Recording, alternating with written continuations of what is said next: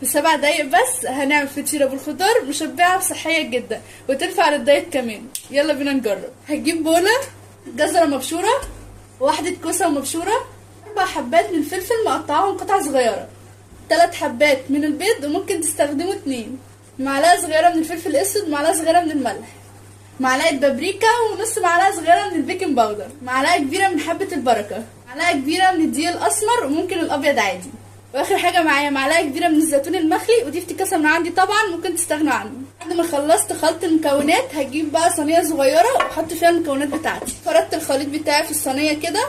دلوقتي بقى احط عليها الجبنه الرومي اللي انا بشربها. بس هشغل الفرن على درجه حراره 180 و7 دقايق تحت و7 دقايق فوق.